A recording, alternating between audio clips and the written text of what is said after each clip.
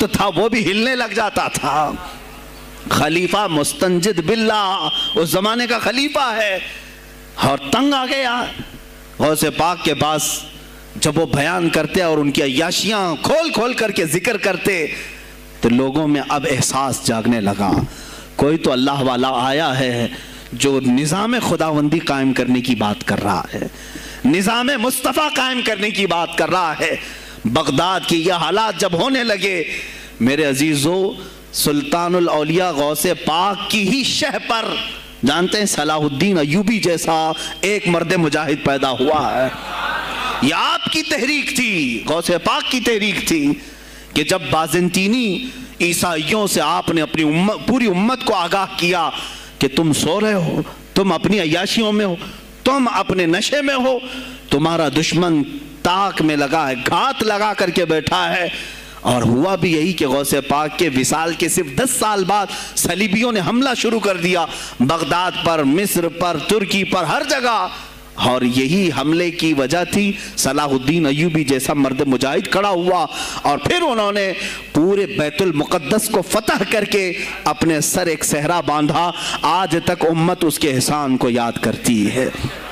میرے عزیزو، غوث پاک کے زمانے کے ہیں صلاح الدین ایوبی۔ اتنا ہی نہیں، آپ ہی کی تحریک تھی، غوث پاک کی تحریک تھی کہ تم جوانوں کو تیار کرو، تمہاری زندگی عیاشی کے لیے نہیں، اللہ کا نظام قائم کرنے کے لیے ہے۔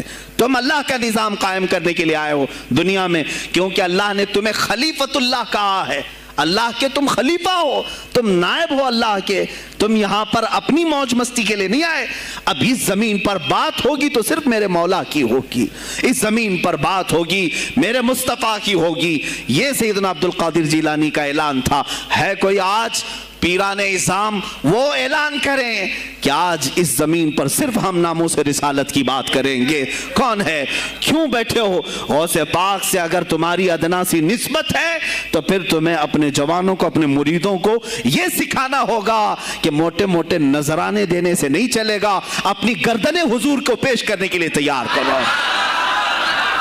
تم تیار ہو جاؤ اپنا خون اور اپنی گردن بارگاہ مصطفیٰ میں دینے کے لیے۔ یہ آج تربیت دو، ورنہ پھر دشمن تمہیں کچا چبانے کے لیے تیار ہے، کچا چبانے کے لیے تیار۔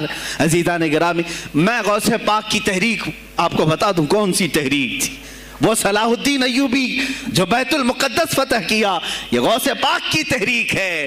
اور پھر چند سالوں کے بعد پورے عالم اسلام میں جو خلافت عثمانیہ قائم ہوئی، غازی ارطغرل جو آئے، یہ تحریک بھی غوث اعظم کی پیدا کی ہوئی تھی۔ آپ نے جوانوں کو متحرک کیا تھا اور پھر امت کا وہ شعور بیدار کیا تھا جو ان میں مردہ کر چکے تھے کچھ حکومت کے کارندے۔ میں سمجھتا ہوں اس وقت جتنے خلفاء بیٹھے ہوئے تھے خلافتوں پر، تخت پر، جو نام کے مسلمان تھے،